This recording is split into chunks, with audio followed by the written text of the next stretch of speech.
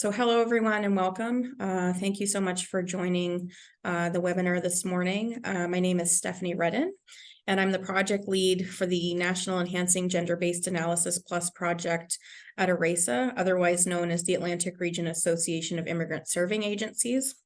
I'd like to take a moment to acknowledge that I currently am in Mi'kmaq, the ancestral and unceded territory of the Mi'kmaq people. I am grateful for the peace and friendship treaties. You're all joining us today from the traditional and unceded territories of the Beothuk, Mi'kmaq, Maliseet, and Pescutumucati peoples, as well as the homelands of the Innu and Inuit of Labrador. We recognize the ancestral and continued ties of Indigenous peoples to the lands and waters in the region also known as Atlantic Canada. These land acknowledgements remind us of the importance of our sector and continuing to support efforts to provide information to newcomers that reflects a more inclusive history of Canada, including information about the treaties and history of residential schools, and to contribute to building positive relationships with Indigenous peoples. And so I'm just going to get started. And this is just showing, if you weren't able to find it yet, that's what the interpretation icon looks like. And just to review, so some of you may have attended the first webinar in our series about integrating GBA Plus into your organization. I'm just going to review a few pieces of information relating more broadly to gender-based analysis plus that were covered in the first one. And then we're going to move into today's focus, which is integrating gender-based analysis plus into funding proposals or funding applications. So just to review, I'm just going to minimize this. So gender-based analysis plus, or GBA plus, is about analyzing how people are impacted by the decisions we make. I really like this as a very simple, streamlined definition and explanation of what gender-based analysis plus. It really gets to the heart of what the work is and why we're going to do it, or why we are doing it. GBA Plus is an analytical process for understanding who is impacted by the issue or opportunity being addressed by an initiative, identifying how the initiative could be tailored to meet diverse needs of the people most impacted, and anticipating and mitigating any barriers to accessing or benefiting from the initiative. The Plus in Gender-Based Analysis Plus examines how sex and gender intersect with other identities such as race, ethnicity, religion, age, or mental or physical disability. And on the right, you will see the identities wheel, which was developed by Women in Gender, Status of Women Canada, and now Women in Gender Equality Canada. And as part of the 1995 Federal Plan for Gender Equality, the Government of Canada committed to conducting GBA Plus on all future legislation, policies, and programs. So GBA Plus really comes out of commitments at the federal government level to gender equality. And in 2011, GBA was rebranded to GBA Plus.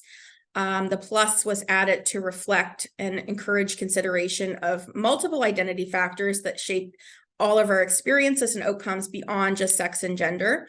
And the identities wheel on the right was introduced at that time. And so as you can see, there's a number of different social identities overlapping and intersecting, which really is a great visual representation of what we're doing when we are doing GBA Plus. The basis, the framework of gender-based analysis plus is really intersectionality. This was a term and concept that was developed by Kimberly Crenshaw, who's an American civil rights advocate and a legal scholar. And intersectionality is defined as the interconnected nature of social categorizations such as race, class, and gender as they apply to a given individual or group, regarded as creating overlapping and interdependent systems of discrimination or disadvantage. So really it's beyond just looking at separate social identities, but getting to the heart of how those intersect and create unique experiences of privilege as well as discrimination and oppression. So put simply, intersectionality is the acknowledgement that everyone has their own unique experiences of discrimination and oppression, and we must consider everything and anything that can marginalize people. This includes, but is not limited to, gender, race, class, sexual orientation, physical ability, and others. So at times we all make assumptions about people and groups based on our own experiences, and sometimes we can forget to consider how much of our own experience is unique to us and how much can be generalized to include the experiences of others. So when these assumptions are either incorrect or when they go unchallenged, the assumptions we make in our work can lead to unintended impacts on and even discrimination against certain people and groups. So this is why GBA Plus is a key component to the work that we do, because it allows us to recognize and challenge our own assumptions. So developing competencies in GBA Plus allows us to explore how an issue is affected by various intersecting factors. This includes using sex disaggregated data and research, considering social, economic, and cultural conditions and norms, as well as consultations with the affected populations for a particular initiative or program or service being delivered. So this is something I really want to highlight at the outset of today's session with the recent introduction of gender-based analysis plus, in particular through IRCC's call for proposals, just to keep in mind that while the language of GBA Plus may not necessarily be common within the settlement sector, more broadly, the competencies that it requires are those that many organizations will have already developed in the course of doing the vital work you're doing, of providing customized services, to use the language of IRCC and programs that respond to client needs. So, and this is in bold and emphasized for a reason, the settlement sector is already integrating intersectional analyses into its work. This is not new. GBA Plus does offer a way to enhance and expand the work that is already underway, and provides a framework for analyzing the work that's being done as well. So just to get started, again, after highlighting that, this is not new within the settlement sector, even though the language and the framework of GBA Plus may be, I'm wondering if anybody would like to share how your organization already incorporates or applies an intersectional analysis into your services or programming. And we'll start with the first question there, and we can move to the second one separately. Does anybody want to share how they're already doing this?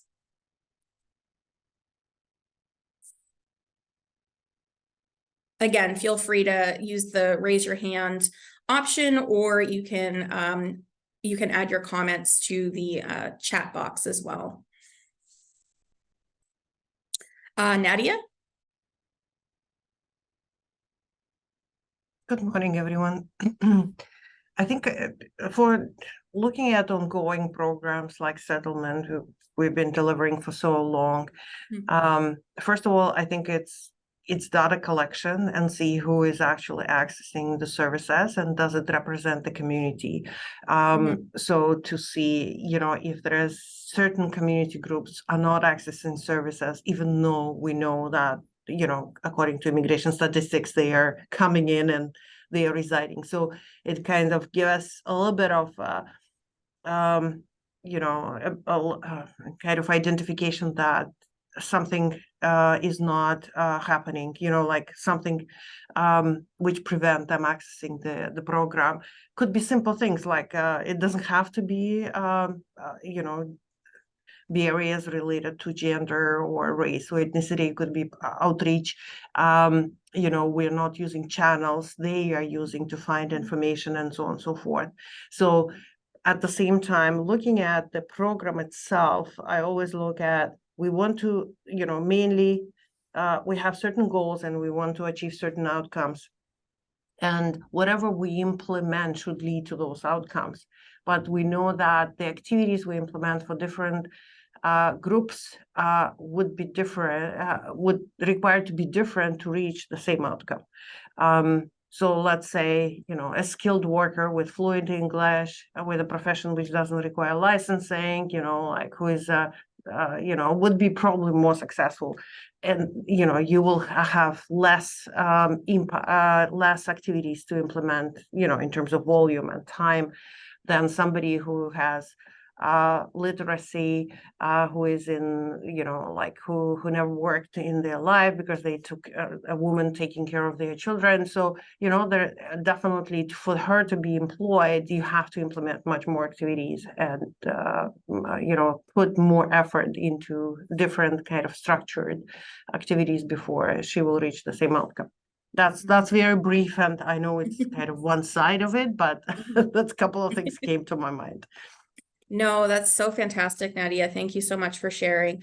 I think absolutely, this is what the heart of gender-based analysis plus is, and intersectionality is really, it's about taking the picture at hand and seeing, like you said, the programs and services that are offered, who's accessing them, but more importantly, who's not, and, considering and analyzing what might be the barriers for those particular groups of people in actually accessing those programs and services, and doing your best to kind of address those I liked how you said about you have to approach things differently to have the same outcomes in certain cases, and that's very much true. And anytime you can use that data and that feedback and go back to the starting point and address those issues is really beneficial, and helps you actually meet the outcomes and goals that you have in mind with the particular program or service. So yeah, no, that's really phenomenal. I appreciate you sharing that. Does anybody else have anything they'd like to share about how you're already integrating intersectionality into your work? Hi, Stephanie. It's Jamie here at the ANC. Hi, Jamie. How are you? Good. How are you? Doing well. So in terms of the work that we do here at the ANC, we incorporate GBA Plus in all our programming when we develop new programs, and that we ensure that individuals and clients that we serve are not unintentionally disadvantaged. Mm-hmm. A potential service or program. It also goes beyond just services and programs. Mm-hmm. When we do renovations, we also incorporate universal design into our renovations, so that, for example, our buildings are all accessible, and our reception houses, are working to make those more accessible for individuals who may be arriving with disabilities. So it goes beyond just program and just services to actual providing supports and ensuring that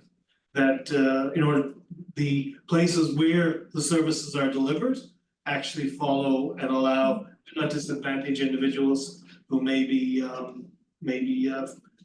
a physical mobility, as an example. Mm-hmm. Yeah, thank you so much for adding that, Jamie. That's a really excellent point. And so the focus of today's webinar is primarily on service and program delivery, but that's very much interconnected and intertwined with accessibility issues in terms of accessing those services and programs. That's a key consideration. And so I really love that you highlighted that, and it's definitely something to keep in mind when you are developing or proposing these programs and services, about thinking through in terms of the physical space, the digital space that you're offering those in, who may be at a disadvantage or who may be excluded based on how things are physically set up or digitally set up, is really a key component of this as well. Thank you so much, Jamie. Does anyone else have anything they'd like to share? Is there anything in the chat that I'm missing? Nope. Nope. Okay, perfect. So we can, oh, sorry, I accidentally moved ahead on my slides.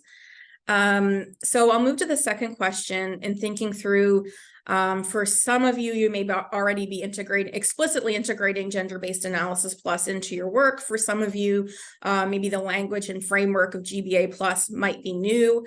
So, based on the quick overview I provided at the outset, and if you were here for the last webinar, the information shared about GBA Plus then, maybe just having a minute to reflect on how GBA Plus might allow you to enhance or expand on the important equity work that you all are already doing. That was a bit of a mouthful.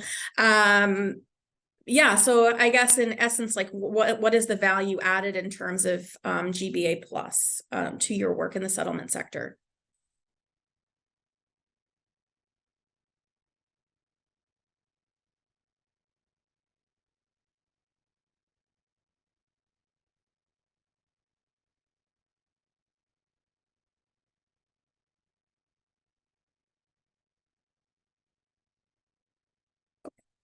So I'll move forward, but if you have anything, as you reflect on that, if you have anything you'd like to share as we move forward, or as I move forward, I'd love to hear it.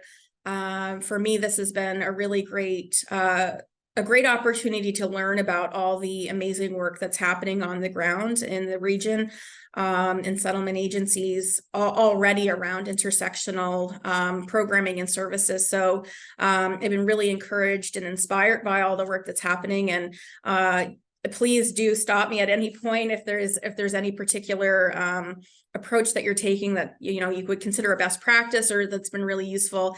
I would love to hear about it, and I know others that are tuning in today would also love to hear that as well. Oh, Jessica, please. Hi there. Hi. Thanks for the opportunity. I think intersectionality of different dimensions helps to enhance thinking about like where have we not looked. So I'm just thinking, for example, we have a partner settlement services with the Canadian Hearing Society, and just in working with them, I've learned so much about the issues that and experiences faced by the deaf community, and just the amount of support that's available as well. And so just learning how to interact with them and how to support them in meetings as well has been very useful. And it just sort of expands your world when you start to use this tool. Yeah, no, thank you for sharing that, Jessica. Absolutely. And I think the more we can reach out and incorporate diverse perspectives and experiences, the better the program services that we offer are going to be, or that you offer are going to be. And, if you don't have particular lived experiences, sometimes we can kind of lack that awareness or maybe overlook certain things.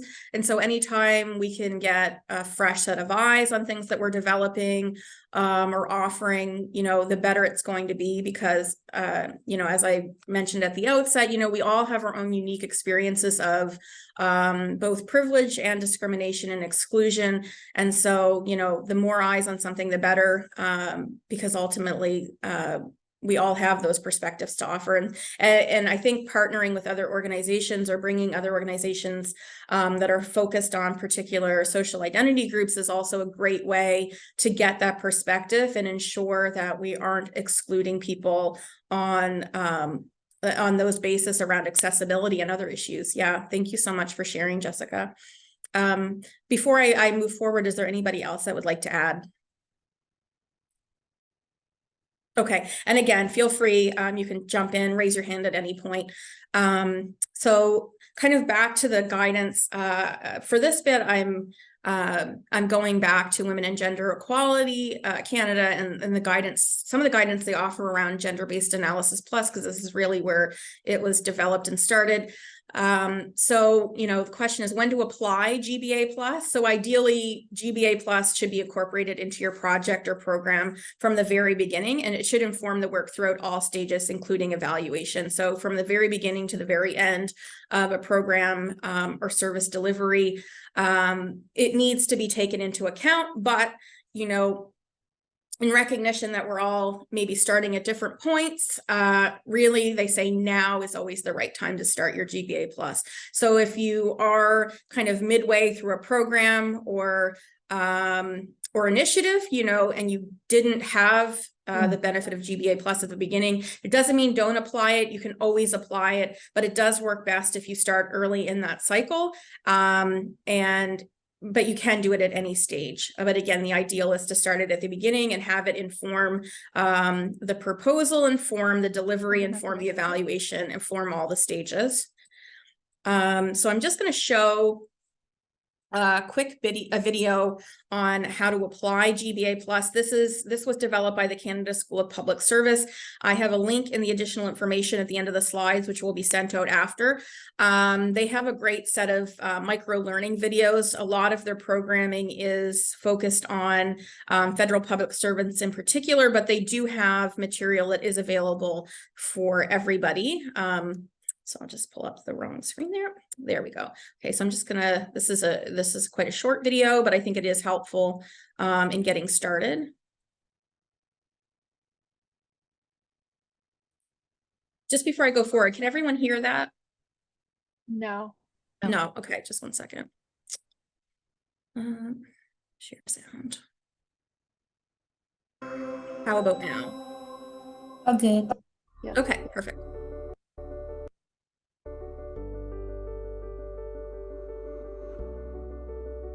The reason that we do GBA Plus is to be able to look at the data for different populations of individuals, to see where there's inequities, to see how one group is doing, how another group is doing, to see if there's differences. But that's only the first step. What's more important is to ask the why. What is the mechanism? How can we explain that there's differences? And once we get the answer to why there's differences, then we'll be able to come up with personalized, tailored, more thoughtful recommendations for policy, so that we know that all our efforts haven't been in vain, and that maybe one size fits all does not apply to this subject area. And by taking that extra time to understand the why and thoughtfully come up with our solution, then our policies will be of greater benefit to everybody. In the 21st century, we're embracing complexity. We realize that two individuals are not the same. We're talking about personalized medicine now, or precision health, where based on your genetic makeup, based on your race, based on your sex, based on your age, based on your gender, we should be able to tailor therapy to give you the best treatment at the right time, at the right dose, for the right condition, so that your individual treatment will benefit you. I've given you a medical example, but this applies at every single departmental level in government, for every policy and for every sector in Canada. Pharmaceutical policy, sex and gender-based analysis plus, how would I approach this? First, I'd look at the sex or biological factors that have to do with drugs. And we know that drugs are processed differently and metabolized differently than men and women. Let me tell you 4 or 5 reasons why. First of all, women tend to be smaller than men, so the same dose of a drug has a greater effect in a smaller body than in a bigger body. Because women are smaller, their kidneys are smaller. Because their kidneys are smaller, it takes them longer to excrete the drug, and the drug tends to accumulate in their body. This part's kind of sad, but it also turns out that women have a lot more fat tissue than men, even if they exercise the same and they're the same age and everything. It's just the way our bodies are designed. And what a lot of people don't know is that a lot of medication tends to linger or accumulate in fat tissue. It's just kind of warm and fuzzy, and it stays there a little bit longer. So now we have the drugs being eliminated more slowly and kind of being accumulated in the body. So it turns out that statistics tell us that women have twice as many side effects from most medications than men. That's how the body and the drug interact. There's another way that the drug and the body interact, and that's if once the drug is attached to the receptor in the body, does it produce a greater effect? Talking about opioids, it turns out that when the opioid drug attaches to the receptor in the brain that controls pain and euphoria and all those things that happen when you take an opioid, that if a woman is at a certain phase in her menstrual cycle and has more or less estrogen in her body at a given time, that might potentiate or increase the effect of the opioid on that woman. So it's not only what the body does to the drug, but what the drug does to the body that might have to do with sex or biological factors. Now imagine that I were tasked with putting together the drug formulary and which drugs should actually be on this formulary. A lot of factors are going to come into consideration. We'll have to look at the price of the drug, we'll have to look at who's using it, we'll have to look at the different medical conditions. And here I'll give a shout out to some of the work that's been funded by the Institute of Gender and Health, that I would expect somebody working on this file to go pull out the drug atlas that's been published, which disaggregates this information according to male and female use of the drug. So we have information in Canada showing what proportion of sleeping pills are taken by males or females, in what age group, and how many of them are currently covered, and how many of them are not currently covered, and which ones are most commonly used. And yet, there also has to be a qualitative assessment of that. What may or may not be included in the pharmacare discussion today is about the appropriateness of choosing one drug over the other. So, sex, gender, medication, I think it all interacts. And there could be some severe unintended consequences if you don't think about sex and gender when you're making pharmaceutical policy.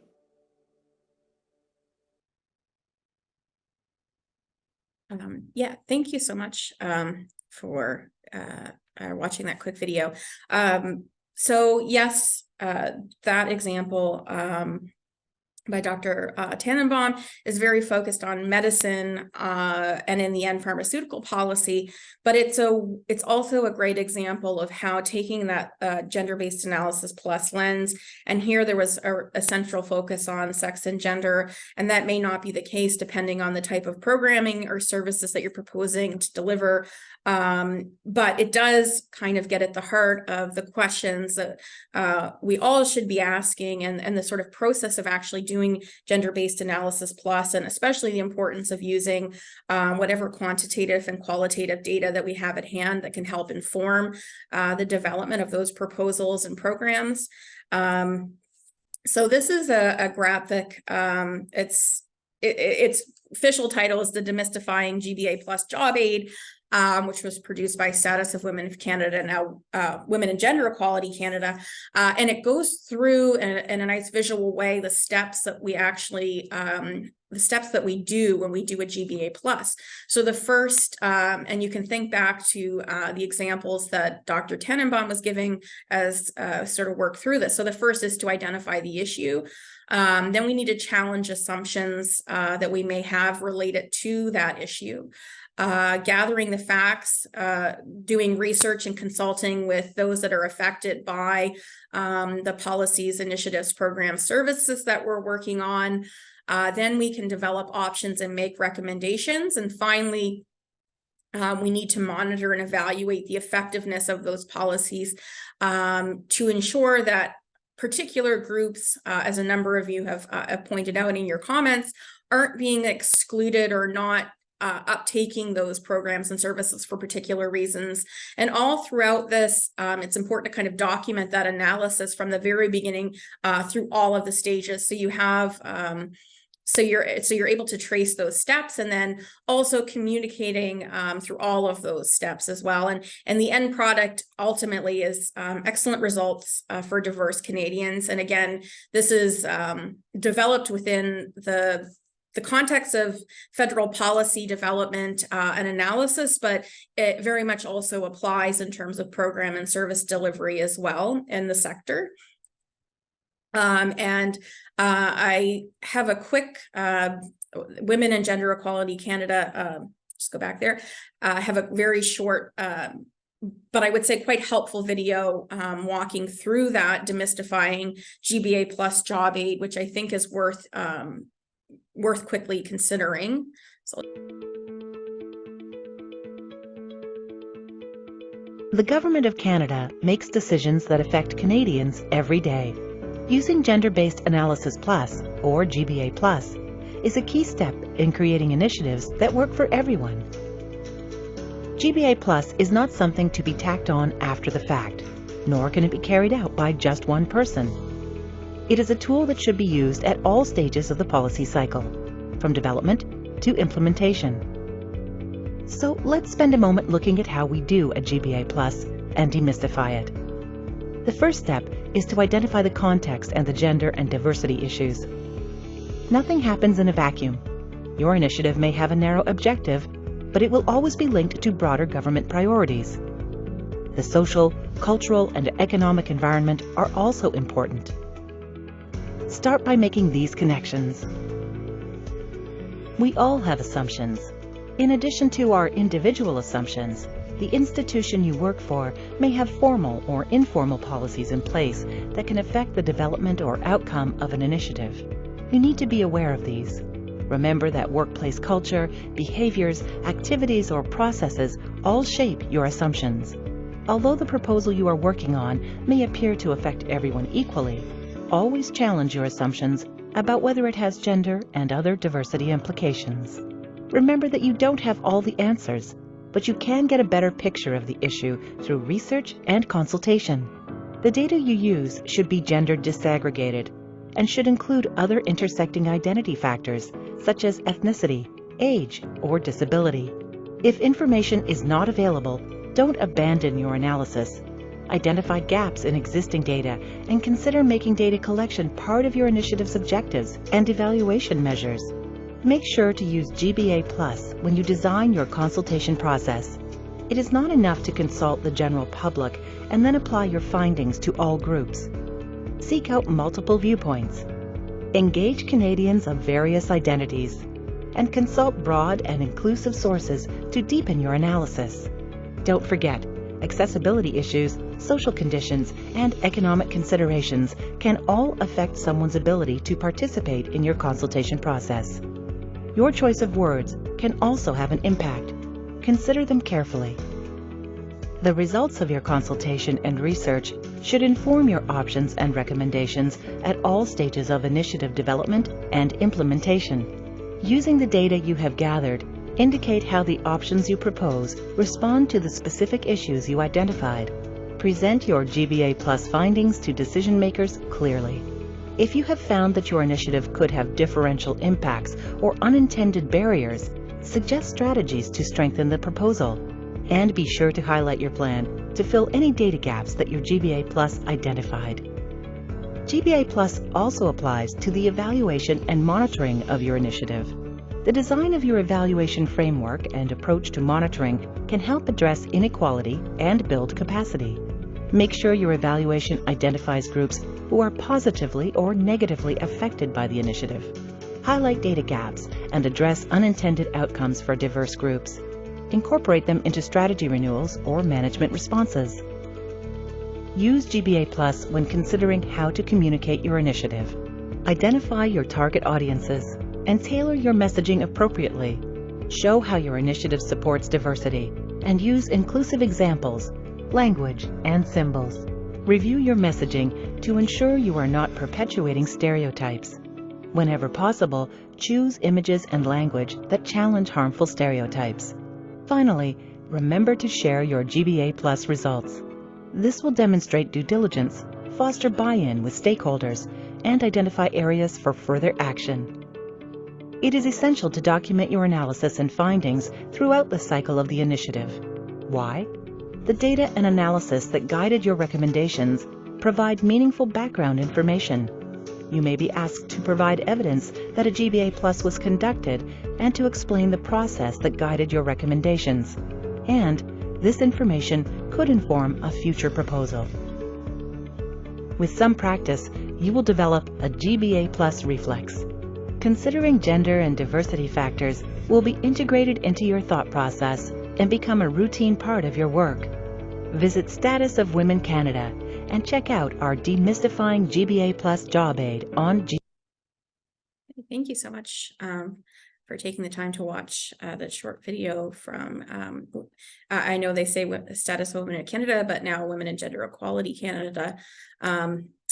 I think it does give a great overview in terms of like practical steps to take in terms of doing a GBA Plus and documenting that process and the importance of kind of outlining, as they said, your due diligence, but also making sure that that information is there for people in the future who are evaluating the program and who may develop within your organization programs based on that initial analysis and review it. So it is important to kind of keep those steps in mind, as well as keep them visible in terms of documenting the work that you've done. Also, again, highlighting the importance of integrating data and research into this work. It's a really key component of gender-based analysis plus. And what I really like in that video is the emphasis on, if there are data gaps, which you may come across, it's not that you have to abandon your analysis. Actually, the lack of data in particular areas is a finding in of itself. And it can be something as an organization that you, as they highlight it, build into the work that you're doing as well and gather that data. So the link, as you can see, for that short video, if you want to refer back to it, it will be in the slides. I think it's a nice reference point for doing a GBA Plus. And I'll just quickly mention, so in the GBA Plus short course, which I've linked the end of the slides as well, and the additional resources. It's a really great starting point as well in terms of getting a handle on GBA Plus and what that actually entails. They talk about two different kinds of approaches to doing a GBA Plus, which I'll just quickly review. So there is a targeted way to approach GBA Plus. As they say, sometimes GBA Plus reveals the need for an option that focuses on a particular intersectional group. In those cases, measures are taken to accommodate groups with a particular disadvantage, including historical disadvantage, and measures may be taken to prevent groups from being negatively impacted. And then there's another approach, which is flexible. So this option gives the flexibility to respond simultaneously to the needs of diverse population groups, and it balances competing government priorities or balancing organizational priorities with diverse population needs. And the example that WAGE gives for this is parental leave, which began as maternity leave and now extends beyond that to include paternal, parental, and adoption leaves. So the GBA Plus approach to this was flexible enough to allow for that development and expansion of policy. So applying a GBA Plus to service and program delivery. So within the WAGES GBA Plus short course, they do a number of targeted overviews of how you might approach GBA Plus. The framework itself remains the same, but the kind of questions or focus that you have, depending on the work that you do, may shift. And so today, based on the primary work of this sector, which is service and program delivery, that's what I'll be walking through. But I would encourage you also to review the rest of the material provided in the short course if you haven't already. So GBA Plus has historically played a central role in policy development and analysis within the federal government. As I noted at the outset, this is really where GBA Plus came from, where it developed out of, and where it has historically been prevalent, but it's also a valuable tool for organizations providing direct services and programs, such as those within the settlement sector. In this context, ensuring accessibility and meeting the needs of client population are key considerations. So with services, these are some of the key questions that WAGE highlights to consider in doing that work. So I'll just run through those quickly. And again, these are on the slides. So when we send those out after, this is a nice kind of reference point, I think, in looking at doing a gender-based analysis plus within your proposals. So what are the characteristics and factors of the population that a program or service intends to address? Is there diversity among those delivering a service directly to the public? Could this affect how a service is perceived by the public or how it serves the public's needs? Do all people have equitable access to the program or service?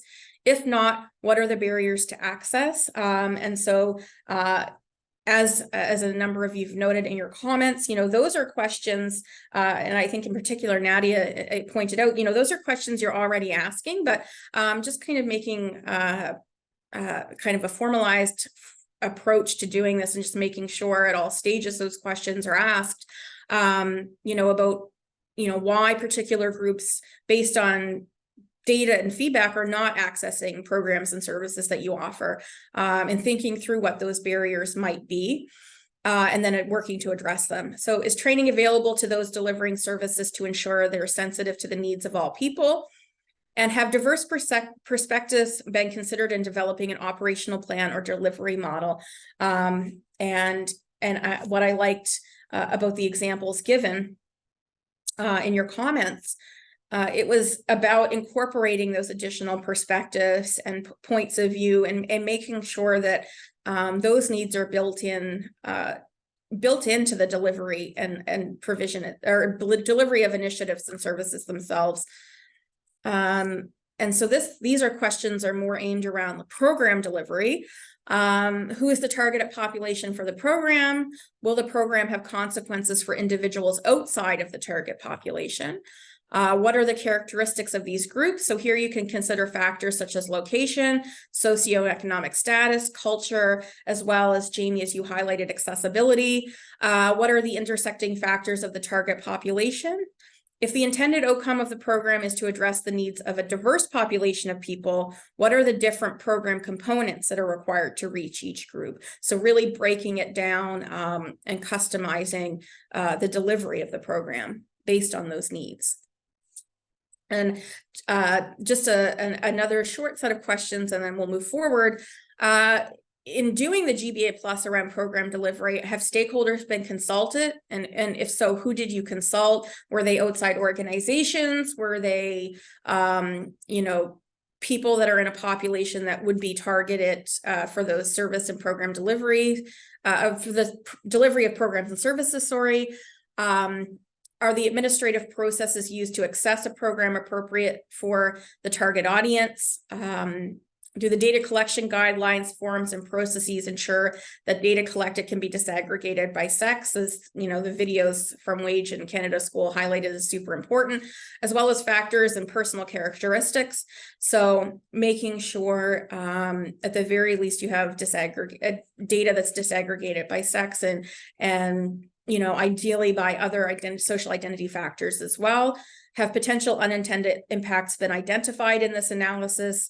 And if they have been, what are the strategies that you can put in place as an organization to help mitigate those unintended impacts and consequences of the program or service delivery? So in thinking through how to approach the webinar today, I thought it would be useful to look at a couple real world examples. One is around policy, one is around service delivery, and both come out of material from IRCC. So I would be interested, after I kind of run through these, if you could share, on the ground within the settlement sector, examples that you can think of how a GBA Plus is similarly informed service and program development and delivery in the sector. But the first example is previously conditional permanent residence was in place for sponsored spouses or partners of Canadian citizens and permanent residents who were in a relationship of 2 years or less and had no children in common at the time of their sponsorship application. So considering all the things that and have learned so far in the webinar and in general in doing the important work that you do, what are some of the potential issues or impacts that this policy might create? And again, feel free to raise your hand, use the raised hand icon, or to comment in the chat box as well.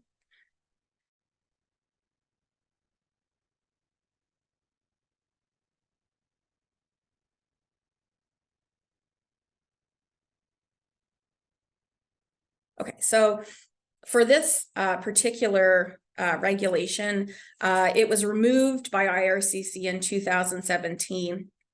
And as they highlight, eliminating conditional permanent residence addresses concerns that vulnerable sponsored spouses or partners may stay in abusive relationships out of fear of losing their permanent resident status. And this change aligned with an overall is aligned with an overall government effort to support gender equality as well as combat gender-based violence. So here we can see both a gender-based analysis plus lens as well as a gender-based violence lens that was applied to the regulatory requirement that highlighted these potential issues that IRCC was then able to address. So the next one that I'll go through is more programming based. So this is just an excerpt from, I'll just move forward to the second one. And I won't read through this in its entirety. Again, it's on the slides and the citation is at the bottom. But it speaks to the challenges that in particular immigrant women face in relation to settlement challenges that immigrant women face in relation to labor market participation, family and community belonging, gender-based violence, health and mental health, civic and political participation and use of settlement services. And so, this is documented in a number of places across scholarly literature as well as material around the sector. So in knowing that, or by taking that into account, and even if IRCC didn't use that particular source, IRCC was able to look at research and data that was available to provide targeted supports, in particular with the Syrian resettlement effort. So as IRCC highlighted, Canada funded enhancements to support the unique settlement needs of Syrian refugee women. These included additional conversation circles for women to establish valuable social connections, learn about available community supports, practice their new language skills, and reduce isolation. So there was a move to kind of translate the challenges and barriers that were being documented in the literature, documented through data collection, both quantitative and qualitative in the sector, and then translate that into changes in how or what service delivery and program delivery looks like. So as I said before, I went through these two IRCC specific examples.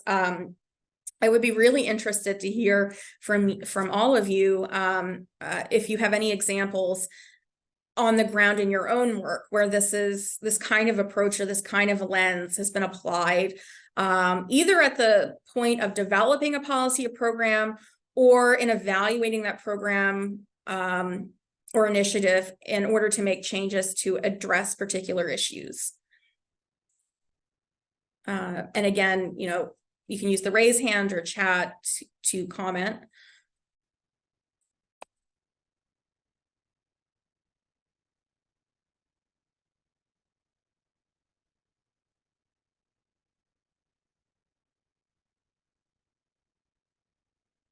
Okay, so I will move forward, but please feel free if you while you're reflecting on this, if you have particular examples, that you'd like to share. I know, I think everyone in the group, including myself, would love to hear those examples. So, just stop me at any time. Yeah, so this is just the same question. And, I'll add to that, thinking back on those examples that maybe that you're thinking of, what prompted those considerations and how did taking intersectional identities and experiences into account lead to creating positive outcomes for your clients.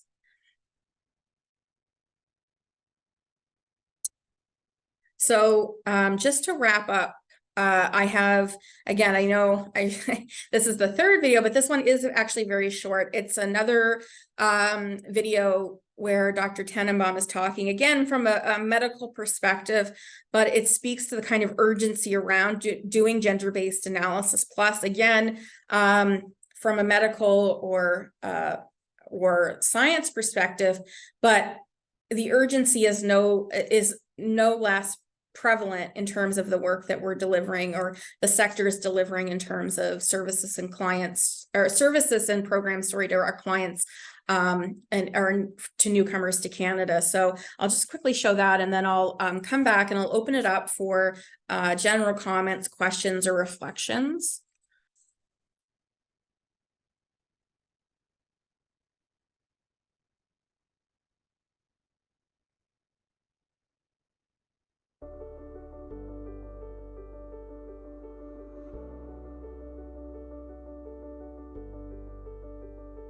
The unintended consequences of not doing SGBA properly is death. That sounds harsh, but it can kill people if we don't do this properly. And if you don't believe me, let me give you a drug example. The FDA, the Food and Drug Administration in the United States, did a deep dive on medications that were withdrawn from the market in the 1990s. Here's what they found. 10 medications were withdrawn from the market during that time period. They found that 8 out of the 10 drugs that were withdrawn from the market for killing people and causing severe side effects, these side effects only occurred in women. Now, of course, you might ask, how can that be? How can it be that drugs were developed and got withdrawn from the market and women were the ones who suffered? Well, I could tell you how it was and I could tell you how it came to be, but the bottom line is, it's because nobody did an SGBA Plus analysis on this. So if you don't take the sex and gender-based analysis plus into account, you end up putting drugs on the market that are fatal in women. So I don't know what else to tell you. If you don't take sex and gender-based analysis plus into consideration, people do die. Not always, but they might. Remember those 3 things. 1, get the data, divide it by subgroup, look if there's differences in frequency of use of medication or effect of the environment or whatever you're doing your GBA Plus on, use data to look for differences. But remember, that's only the first step. You will not be doing a good GBA Plus analysis if you can't tell me why differences exist. Sometimes differences won't exist, but there's different pathways even to get to the same effect. So the why people do what they do and how it affects them to lead to those statistics is the really exciting part for me about GBA Plus. And then to be able to take the why and translate it into recommendations that make things better for everyone, even if it's not a one-size-fits-all, is why I think that Canada can lead in SGBA Plus policy.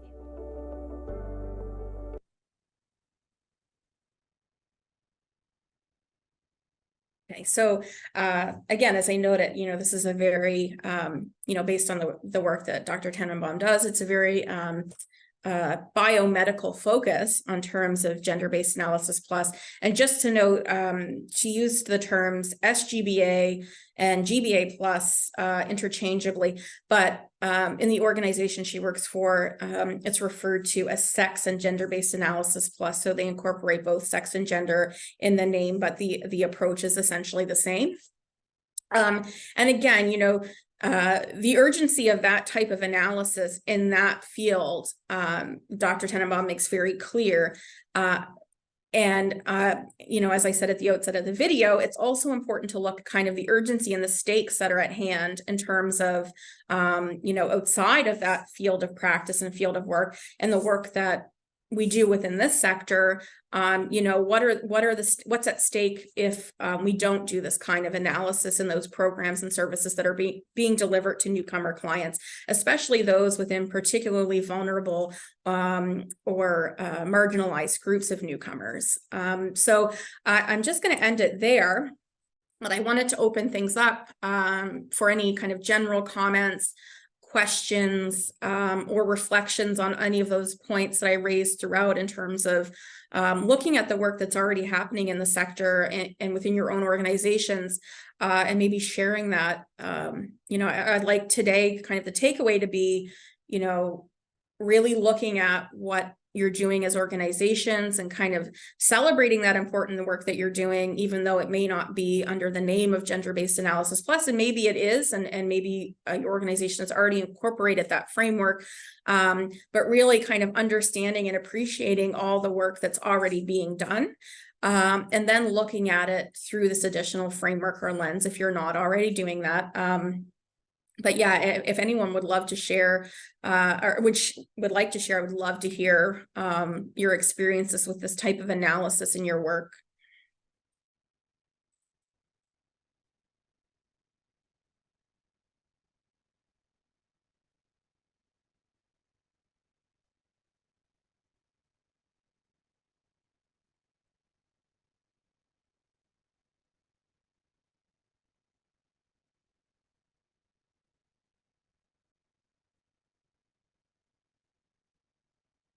Okay, so I will, oh, sorry, so I will wrap it up then. We don't have any other questions or comments. That's okay as well. Hopefully the material in today's webinar, oh, we have Libby raise her hand. Okay, hi, Libby. No, actually, it's Jamie. Oh, sorry, I have Libby, Leo, Jamie, Megan on this, sorry. That's Sorry, okay. thanks. Yes, Jamie, sorry. So the one thing that I was thinking about was based on the last video is, you know, in order to better understand the consequences of GBA, you really need a baseline in order to compare something against. But that can be challenging if a newcomer is unwilling to provide, or if clients are unwilling to provide the information that we need in order to deliver or to build a baseline. And that can be, quite the challenge. So do you have any recommendations on how to sort of alleviate that, or to sort of get us to where we need to be? Yeah, I mean, the only thing I can kind of speak to, this is a conversation that we've had, the team, the National Enhancing Gender-Based Analysis Plus team, we've had on a number of occasions around data collection. And I didn't talk about it in this presentation, or I think in the first webinar either, but we're doing this project using a collective impact framework. And, that means all kinds of things that kind of above and beyond just doing a collaborative effort. And one of those things is, consistent data collection, but more importantly, looking at the ethics around looking at data collection ethics as well as justice. And so I think anytime if you're asking for data from newcomers as an organization, if you can frame it in the sense of like why you're collecting that data and what it actually goes towards achieving, so it can be really transparent and be really clear about how that data will be stored and used and safeguarded. With that said, even if you, go and do all of those steps, you still might be in a situation where they may be uncomfortable providing that information. And in the end, you kind of have to be okay with that. But, anytime I think you can frame things in that way in terms of, you're getting that data and to improve program and service delivery for people, I think it can go some step towards alleviating those concerns, but it may not entirely alleviate them. But always being kind of mindful and cognizant of, the ethics around the data collection and storage, the collection and storage of that data, as well as the kind of justice and not just taking information from populations, not suggesting that's what you're in any way doing, but like kind of that consideration of, not just taking data, but actually explaining how that data gives back to those populations. So if there's a way to frame that, I think it can be helpful. I hope that helped, but just to know, like, I don't have a perfect answer to that, but it's certainly something we've been talking a lot about and trying to work our way through. But it presents a lot of challenges for sure. And I think, in those cases, for example, you're documenting your GBA Plus on a program, whether it's a proposal or one that's already in place that you're kind of evaluating and documenting, if you've taken all those steps and been clear about that collection, storage, and use of data, and people still have an issue, you can always just document that as well. Just be clear that you did have attempts to collect that data in order to inform program and service delivery, but were unable to, for those reasons. But yeah, thank you for that question, Jamie. Again, that's something I'm also kind of struggling with as well. One of the key takeaways from this is that even though you may have difficulty in getting the information that you need to determine whether or not a program or service is needed, say, supporting LGBTQ newcomers, it's probably better to err on the side of caution and go ahead and establish the program so that these newcomers know that their needs are being met, even if they choose to avail of it.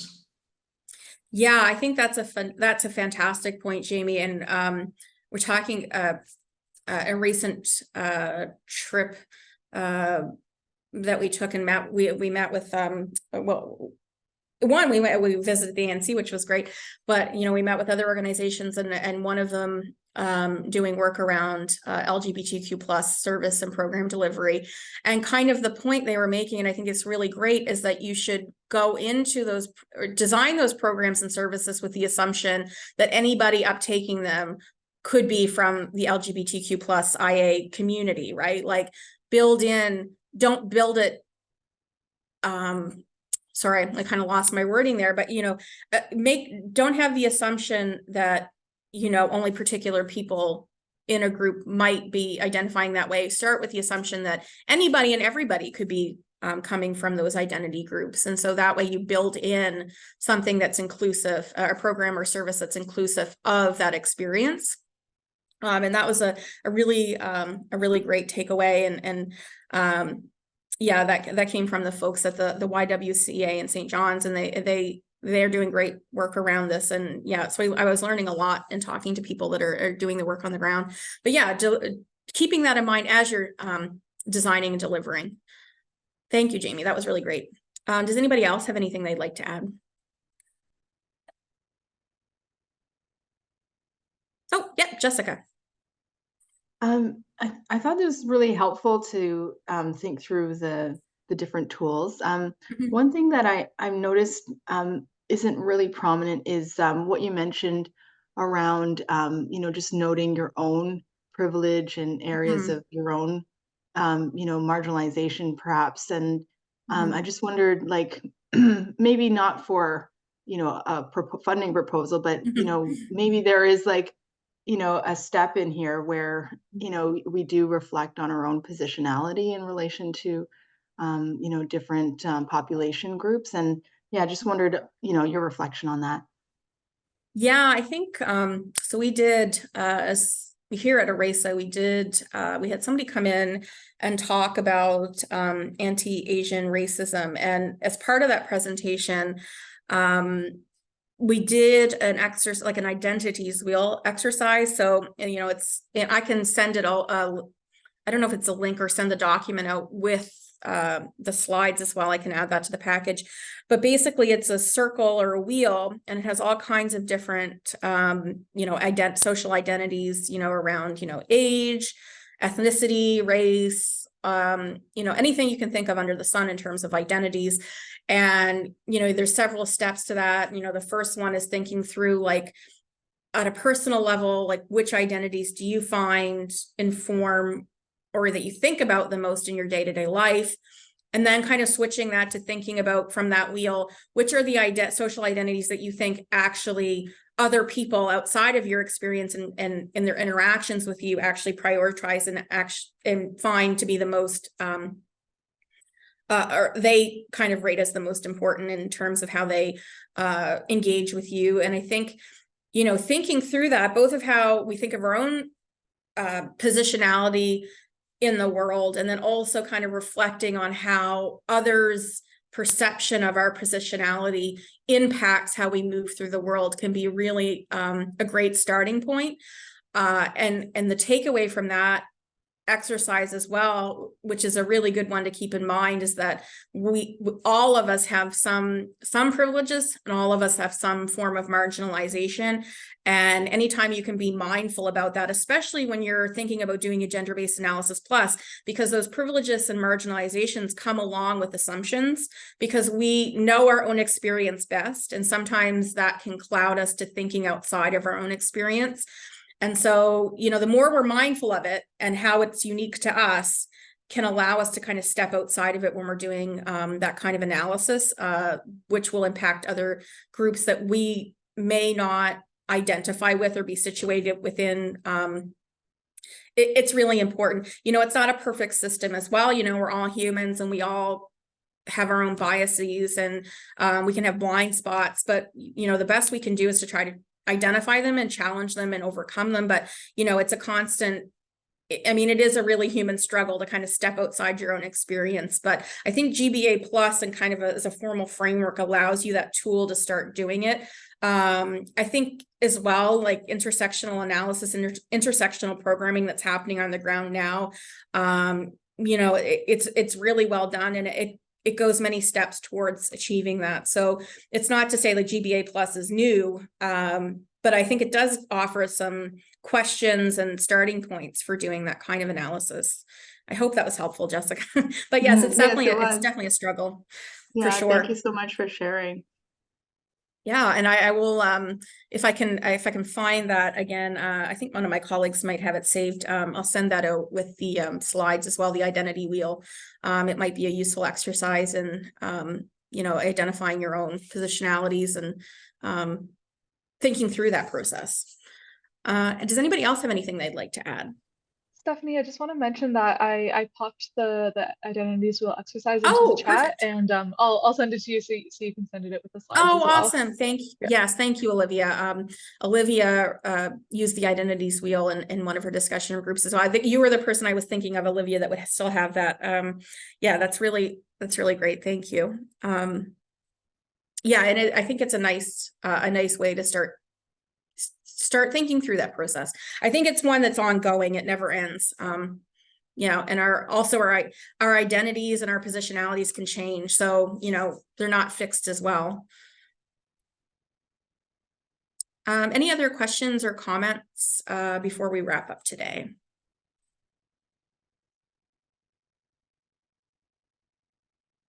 Okay, well, I'll leave it there. And just like to say, you know, thank you everyone for attending the webinar today. I know everyone is everybody's always incredibly busy in the sector, but especially now around the call for proposals, you know, it's really appreciated the time that you've taken away from the important work that you're doing to tune in today and learn a little bit more about GBA Plus. You know, I hope you feel maybe a little bit better equipped to integrate GBA Plus into your funding applications after going through this material. And I'll just note, so I've popped some additional resources in at the end of the slides. Some of the material I've incorporated a bit today, and you know, it would be worth taking a look at maybe in more detail if you have the time. So again, I'm always plugging the Women and Gender Equality Canada short course for GBA Plus. I think that's a really great kind of baseline overview of GBA Plus. And then I noted, module 4 is where I mentioned earlier, Wage has done some targeted kind of questions and guidelines for particular types of work. And they have ones specifically around service delivery and operations, as well as program design. And I've used a little bit of that material today, but there's certainly more there to explore. And so that's linked as well. And then the Demystifying GBA Plus Job Aid is also linked, which goes through the GBA Plus process itself. And I've linked to the micro learning videos for Canada School of Public Service. And again, just to note, some of the courses that they list are only available for public servants, but the micro learning videos through that link are available for everybody. And those include the ones where Dr. Tannenbaum was talking about GBA Plus or SGBA. Yeah, and so thank you, Olivia, for putting the identities wheel exercise in the chat. And I would recommend, if you're interested in working through that process, that's a great starting point. Through your positionality, that's a great starting point. Okay, so I will wrap it up there. Thank you again, everybody, and good luck with the work ahead. Bye. Thank you. Thanks. Bye-bye. Thanks. Bye. Thanks so much. Thank you. Bye.